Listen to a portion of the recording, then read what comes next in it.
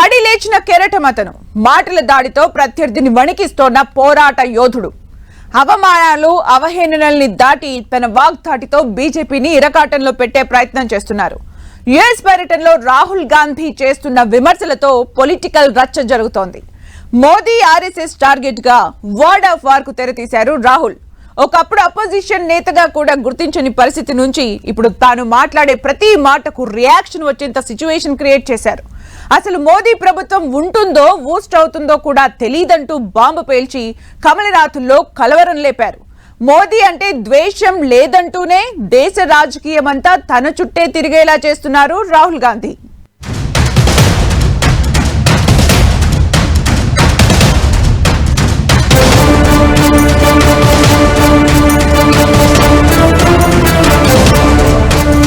Lok Sabha poles తరువాత మరింత పెరిగిన రాహుల్ దూకుడు. మోదీ ఆర్ఎస్ఎస్ ను కార్నర్ చేస్తూ విమర్శల దాడి. యుఎస్ టూర్లో రాహుల్ వ్యాఖ్యలతో రాజకీయ దుమారం. Political sensation. Fire brand politics కు కేర్ ఆఫ్. అతని ప్రతి మాట ఇప్పుడో పెద్ద సంచలనం. తానిచ్చే ప్రతి స్టేట్మెంట్ చర్చనీయాంశమే. గడ్డుకాలం అయిపోయింది, సీన్ మారింది. ఇప్పుడు రాహుల్ గాంధీ మాట్లాడే ప్రతి మాటకు బీజేపీ ఆలోచించి సమాధానం చెప్పే పరిస్థితి వచ్చేసింది. ఒకప్పుడు రాహుల్ ఏ కామెంట్ చేసినా లైట్ తీసుకున్న కమలనాథులు ఇప్పుడు ప్రతి చిన్న మాటకు కౌంటర్ ఇవ్వడం లేకపోతే సంజాయిషీ ఇచ్చుకుంటున్నారు. అంతలా కమలం పార్టీ కళ్లలో నలుసులా మారారు రాహుల్ గాంధీ. అమెరికా పర్యటనలో రాహుల్ చేసిన కామెంట్స్ దుమారం లేపుతున్నాయి. మోదీ ఆర్ఎస్ఎస్ టార్గెట్ గా విమర్శల దాడి పెంచుతున్నారు. మోదీ అంటే విద్వేషం లేదంటూనే మాటల బాణాలు ఎక్కుపెడుతున్నారు. యుఎస్ టూర్లో రాహుల్ చేస్తున్న వ్యాఖ్యలు కాంట్రవర్సీ అవుతున్నాయి. సిక్కులు భారతదేశంలో తలపాగా పెట్టుకోవడానికి, గురుద్వారాకు వెళ్లడానికి అనుమతించబోతున్నారా లేదా అనే దానిపై పోరాటం అంటూ వ్యాఖ్యలు చేశారు. ఇది కేవలం సిక్కులకే కాదు, అన్ని మతాలకు సంబంధించిన విషయమంటూ కామెంట్ చేశారు రాహుల్. 2024 లోక్సభ ఎన్నికల ఫలితాల తరువాత పీఎం మోదీ పట్ల ఉన్న భయం పోయిందంటున్నారు రాహుల్. ఎన్నికల తరువాత ఏదో మార్పు వచ్చిందని, అంతకుముందు ప్రధాని మోదీ భయానక వాతావరణాన్ని సృష్టించేందుకు ప్రయత్నించారన్నారు. వివిధ ఏజెన్సీలు, మీడియా, ఐటీ, చిన్న మధ్య తరహా వ్యాపారాల్లో కూడా భయాన్ని కల్పించే ప్రయత్నం జరిగిందన్నారు. కానీ అవేమీ పనిచేయలేదని, అందరిలో భయం మాయమైందంటున్నారు. మోదీ ప్రభావం తగ్గిపోయిందని, 56 ఇంచుల ఛాతీ, దేవుడితో ప్రత్యక్ష సంబంధమంతా పోయిందంటూ ఘాటు వ్యాఖ్యలు చేశారు రాహుల్ గాంధీ. రాహుల్ గాంధీ వ్యాఖ్యలపై బీజేపీ సీరియస్ గా రియాక్ట్ అవుతోంది. విదేశీ గడ్డపై భారత్ పరువు తీసేందుకు రాహుల్ ప్రయత్నిస్తున్నారని, సిక్కుల ఊచకోతకు ఎవరు కారణమో రాహుల్ సమాధానం చెప్పాలంటూ ప్రశ్నిస్తోంది. లోక్సభలో ప్రతిపక్ష హోదాలో ఉన్న రాహుల్ బాధ్యతాయుతంగా మాట్లాడడం నేర్చుకోవాలంటూ సూచిస్తున్నారు కమలనాథులు. సార్వత్రిక ఎన్నికల ప్రక్రియపై కూడా విమర్శలు చేశారు రాహుల్. ఎన్నికలు పారదర్శకంగా జరిగినట్లు తాను భావించట్లేదని, ఫేర్ ఎలక్షన్ జరిగితే బీజేపీకి 240 సీట్లు కూడా వచ్చేవి కావంటున్నారు రాహుల్. ఆర్థిక అండతో పాటు ఎన్నికల సంఘం కూడా బీజేపీకి ఏం కావాలో అదే చేసిందని, తమ బ్యాంక్ అకౌంట్లను ఫ్రీజ్ చేసి ప్రచారంపై దెబ్బ కొట్టే ప్రయత్నం చేశారన్నారు Rahul. In a fair election, they were nowhere near 240 seats. No way. I mean, I'd be surprised if they had a financial, huge financial advantage. They had locked our bank accounts for one, but huge war chest. The election commission was doing what they wanted. I mean, the entire campaign was structured so Mr. Modi could, do his thing across the country. So I don't view it as a free election at all. I view it as a rather controlled election. అగ్రరాజ్యం అమెరికాకు వెళ్లిన Rahul ఎన్ఆర్ఐల meeting లో BJP తీరుపై తీవ్రస్థాయి విమర్శలు చేస్తున్నారు. రోజు రోజుకు పెరుగుతోన్న Rahul graph, ఎన్ఆర్ఐల్లో వస్తున్న స్పందన చూసి బీజేపీ నేతలు తట్టుకోలేకపోతున్నారని కాంగ్రెస్ ఆరోపిస్తోంది. రాహుల్ ప్రతి మాటలో నిజముందని, బీజేపీ వ్యవస్థలను నాశనం చేసిందని, దేశాన్ని ఆగం పట్టించిందని ఘాటు కౌంటర్ ఇస్తోంది హస్తం పార్టీ. ఈ నేపథ్యంలో రాహుల్ గాంధీ యుఎస్ టూర్లో చేసిన వ్యాఖ్యలు బీజేపీ వర్సెస్ కాంగ్రెస్ గా డైలాగ్ వార్ కు తెరతీశాయి. ఇది ఎటు టర్న్ తీసుకుంటుందోనన్న చర్చ జరుగుతోంది. ఓపిక, సహనమే అతని ఆయుధం. ఆటుపోట్లు, విమర్శలు, అవహేళనలు అన్నీ దాటి రాజకీయ సముద్రంలో ఎదురీడి నిలబడ్డ నేత. తనతో కలిసి నడిచేందుకు కూడా ఎవరూ ముందుకు రాని రోజుల్లో ఒంటరిగా నిలబడి ఒక్కడే పోరాడాడు రాహుల్ గాంధీ.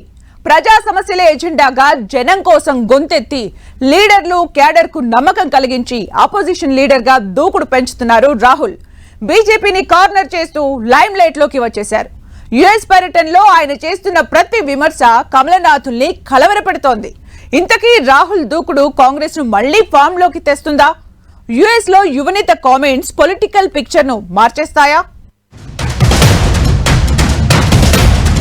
బడిలేచిన కెరటమై ప్రత్యర్థిని ఇరుకున పెడుతున్న రాహుల్.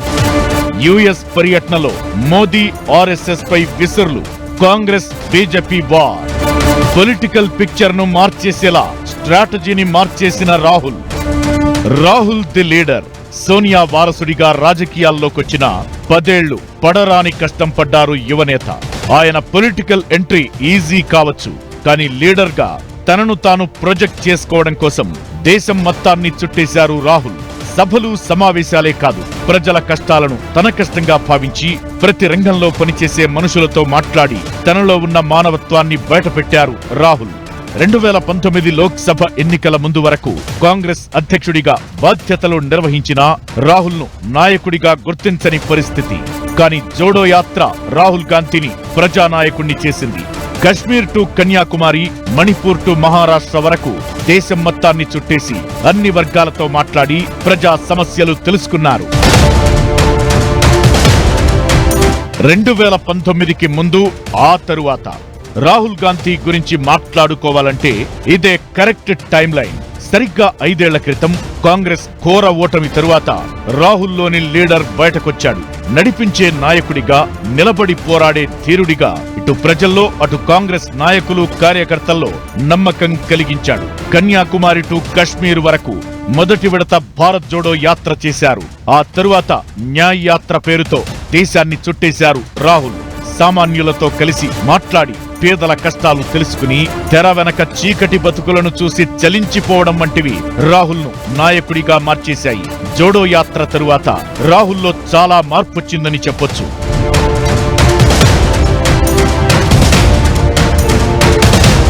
రెండు 2024 లోక్సభ ఎన్నికల్లో విపక్షాలన్నింటినీ ఏకతాటిపైకి తీసుకొచ్చి తిరుగులేని శక్తిగా ఉన్న బీజేపీని 242 సీట్ల దగ్గరే ఆపడంతోనే విజయం సాధించినంత పేరు తెచ్చుకున్నారు రాహుల్.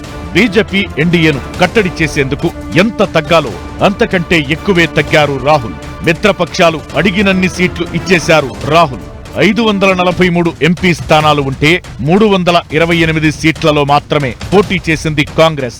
అంటే ఇంకో 215 సీట్ల వరకు మిత్రపక్షాలకు త్యాగం చేశారు Rahul Gandhi. Single line agenda, బీజేపీని ఓడించడమే లక్ష్యంగా అందరినీ కలుపుకుని ముందుకెళ్లారు. ఒక మెట్టు కాదు, 4 మెట్లు దిగి కాంగ్రెస్ కు 99 సీట్లు గెలిపించడంలో కీ రోల్ ప్లే చేశారు. ఇప్పుడు ఎన్డీఏ కూటమికి కంటి మీద కునుకు లేకుండా చేస్తున్నారు. ఇందులో ఆయన 10 ఏళ్ల కష్టముంది. ఒకవైపు కమలం దూకుడు, మరోవైపు కలిసిరాని కాలం. రాజకీయ సముద్రంలో 10 ఏళ్ల పాటు ఎదురీదారు రాహుల్ గాంధీ. పక్కనున్నవారు కూడా తనను నేతగా గుర్తించలేని పరిస్థితి నుంచి రాహులే తమ భవిష్యత్ నాయకుడని, కాబోయే ప్రధాని అని చెప్పుకునే స్థాయిలో నమ్మకం కలిగించారు. హస్తం పార్టీకి గత వైభవాన్ని తీసుకొచ్చేందుకు సుదీర్ఘ పోరాటం చేస్తూనే ఉన్నారు. అందులో భాగంగా ఈసారి బీజేపీకి దరిదాపుల్లో ఇండియా కూటమికి సీట్లు రావడం కీలకంగా మారింది. ఇప్పుడు లోక్సభలో ప్రతిపక్ష నేతగా ఉన్న యువనేత ప్రతి మాటను ఆచితూచి మాట్లాడుతున్నారు. సందర్భం వచ్చినప్పుడల్లా కమలం పార్టీని ఎరకాటంలో పెట్టే ప్రయత్నం చేస్తున్నారు. బీజేపీ, ఆర్ఎస్ఎస్ తప్పులను ఎత్తి చూపే ప్రయత్నం చేస్తున్నారు. రాహుల్ గాంధీ అంటే వంటి కాలిపై లేచి విమర్శలు చేసే కేంద్ర మాజీ మంత్రి స్మృతి ఇరానీ కూడా ఆయన పనితీరును మెచ్చుకున్నారంటే రాహుల్ ఎలా పనిచేస్తున్నారో అర్థం చేసుకోవచ్చు. రాజకీయంగా రాహుల్ ప్రవర్తించే తీరులో మార్పు కనిపిస్తోందని, తనకు నచ్చినా నచ్చకపోయినా గతానికి భిన్నంగా రాహుల్ పాలిటిక్స్ ఉన్నట్లు అప్రిషియేట్ చేశారు స్మృతి ఇరానీ. సార్వత్రిక ఎన్నికల తరువాత జరిగిన లోక్సభ సమావేశాల్లో అధికార బీజేపీపై తీవ్ర విమర్శల దాడి చేశారు రాహుల్. ప్రతి అంశంలో కేంద్రాన్ని కార్నర్ చేస్తూ పాయింట్ టు పాయింట్ మాట్లాడి దేశం దృష్టిని ఆకర్షించారు. ఒక రకంగా బీజేపీని డైలమాలో పడేశారు. త్వరలోనే హర్యానా, మహారాష్ట్ర, జమ్మూ కాశ్మీర్, ఆ తరువాత ఢిల్లీ అసెంబ్లీకి ఎన్నికలు జరగబోతున్నాయి. ఆ తరువాత ఫలితాలను బట్టి పరిస్థితులు మారే అవకాశం ఉందంటున్నారు పొలిటికల్ అనలిస్టులు. అందుకే రాహుల్ దూకుడు పెంచారని, ప్రజల్లో వస్తున్న స్పందనను ఎప్పటికప్పుడు తెలుసుకునే మాట్లాడుతున్నారని చెబుతున్నారు పొలిటికల్ అనలిస్టులు. రాహుల్ చేసే ప్రతి విమర్శ వెనుక రీసెర్చ్ ఉందని, ప్రజల కోణంలోనే ఆయన మాట్లాడుతున్నారని అంటున్నారు. ఇదే దూకుడు ప్రదర్శిస్తే మోదీని ఢీకొట్టే నేతగా రాహుల్ మరింత పటిష్టం అవడం ఖాయమన్న అభిప్రాయాలు వ్యక్తమవుతున్నాయి.